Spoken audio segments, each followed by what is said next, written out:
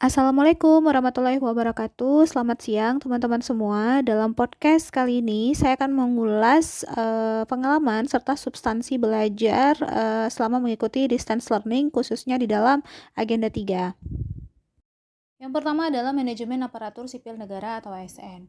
Untuk ASN sendiri atau aparatur sipil negara itu terbagi menjadi dua, ada pegawai negeri sipil atau yang biasa kita kenal dengan PNS, dan ada juga pegawai pemerintah dengan perjanjian kerja atau disingkat dengan PPPK.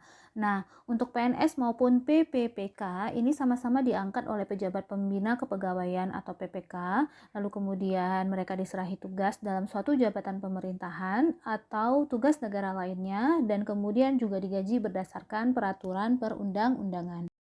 Kemudian di dalam pengelolaannya atau di dalam manajemen ASN itu sendiri, saat ini negara kita Indonesia sudah menerapkan yang namanya sistem merit di dalam manajemen ASN. Nah, tentunya sistem merit ini bersifat urgensi dalam pelaksanaan manajemen ASN yang baik dan sesuai dengan tuntutan di dalam sektor publik.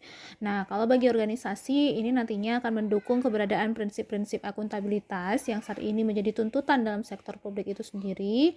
Lalu kemudian bagi seorang aparatur sipil negara yang terdiri dari ASN dan PPPK tadi, maka ini nanti akan dapat menjamin keadilan dan juga menyediakan ruang keterbukaan dalam perjalanan karir seorang pegawai. Dan yang kedua adalah whole of government atau disingkat dengan WOG. Ini adalah pendekatan yang mengintegrasikan upaya kolaboratif dari berbagai instansi pemerintah untuk menjadi kesatuan menuju tujuan bersama, atau biasa dikenal sebagai kolaborasi kerjasama antar instansi, aktor pelayanan dalam menyelesaikan suatu masalah pelayanan.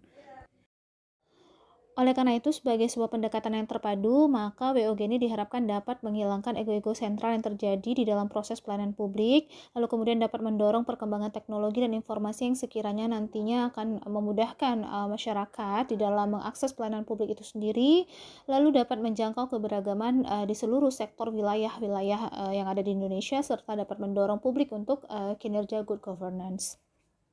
Dan yang terakhir, yang ketiga adalah pelayanan publik.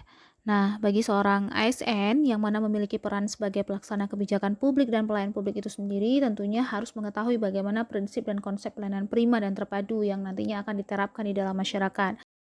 Maka untuk pemenuhan kebutuhan pelayanan yang disesuaikan dengan peraturan perundang-undangan itu sendiri, maka di sini pemerintah menyediakan berbagai bentuk pelayanan seperti pelayanan administratif, barang, jasa, dan regulatif.